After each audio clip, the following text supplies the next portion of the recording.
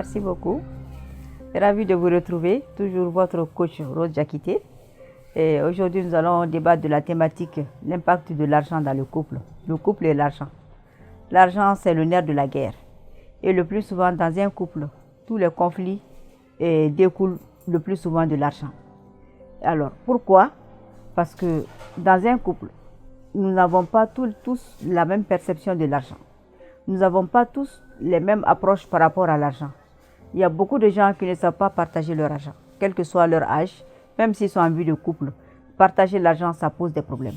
Alors, pour qu'il n'y ait pas de problème et que l'argent ne soit pas source de conflit dans le couple, je pense qu'il est important, il est même essentiel que chaque partenaire prenne ses responsabilités. C'est-à-dire que l'homme sache quels sont ses devoirs, ses obligations. On n'est pas chef de famille pour rien. Quand on dit que l'homme est le chef de famille, ça ne veut pas dire qu'il est le chef de famille parce qu'il a la force. Mais il est chef de famille aussi parce qu'il gagne le plus souvent plus et c'est parce que c'est lui qui assume les dépenses de la famille. Donc ces dépenses, l'homme ne doit pas se dérober, il doit accepter ces dépenses-là. Payer l'électricité, prendre les frais de logement, la nourriture, la scolarité des enfants et même les dépenses de l'argent. Selon l'islam, l'homme doit tout prendre en charge, que ce soit les dépenses de la famille et les dépenses de la femme. Nos parfums, nos maquillages, nos fonds de teint, il doit tout payer. Nos encens, il doit tout payer. Nos gongolili, il doit tout payer. Donc quand la femme est malade, c'est à la charge de monsieur. Quand les enfants sont malades, c'est à la charge de monsieur.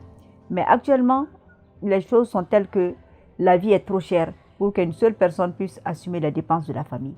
Donc quand la femme gagne quelque chose, il est aussi recommandé qu'elle contribue aux dépenses de la famille.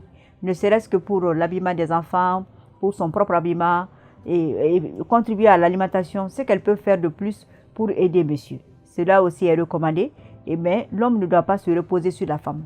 Et aussi, il faut que la femme gagne quelque chose. Pour que l'argent ne soit pas source de conflit dans un ménage, il faut qu'il y ait un minimum d'autonomie de chaque partenaire. Que monsieur soit financièrement autonome, que madame soit financièrement autonome. Donc quand on a un minimum d'autonomie, on ne se repose pas totalement sur l'autre, ce qui fait que les conflits sont amoindris. Mais si, comme il y a des hommes qui ne veulent pas que leur femme travaille, donc si elle ne travaille pas, elle n'a pas de revenus.